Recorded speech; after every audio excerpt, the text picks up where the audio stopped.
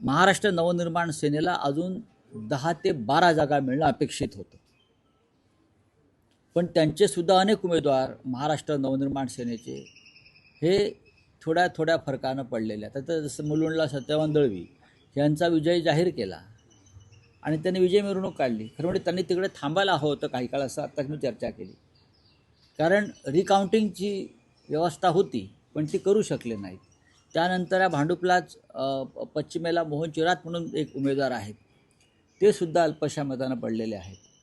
इथे विश्वनाथ ढोलम आहेत, ते सुद्धा फार थोड्या मतानं पडले. याला काही वेगळी कारण आहेत, पण आम्ही सगळ्यांनी शिवसैनिकांनी आम्ही सगळ्यांनी महाराष्ट्र नवनिर्माण सेनेचे उमेदवार जिंकून यावे यासाठी शर्थ केली. म्हणजे आम्ही त्या त्या ठिकाणी गेलो, शिवसैनिकांच्या मनसैनिकांच्या बैठका घेतल्या, सर्व प्रकारची मदत करण्याचा प्रयत्न केला, लोकांना आवाहन करत राहिलो.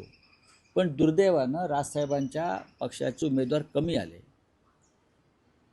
त्याच्यावरती आम्ही एकत्र बसून चर्चा करू. त्याच्यामुळे हे पाठीमागून कोण काय बोलत आहे, या जागा त्या जागा, त्याला काय तथ्य नाही.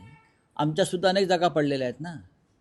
पण दोघांनाही, शिवसेनेला सुद्धा महाराष्ट्र नवनिर्माण सेनेची आणि त्यांना मानणाऱ्या मतदारांची मदत झाली आणि नवनिर्माण सेनेचे लोक निवडून आणण्यामध्ये आम्हीही शर्थ केली.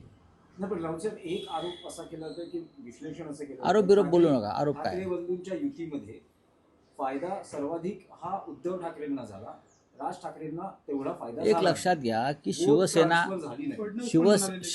फडणवीस म्हणतात ते भांडणं लावतात. शिवसेना हा मुंबईतला मूळ पक्ष आहे, तुम्ही विसरताय. शिवसेना हा मुंबईतला मूळ पक्ष आहे. शिवसेनेची ताकदच आधीच्या महापालिकेत 84 जागांची होती.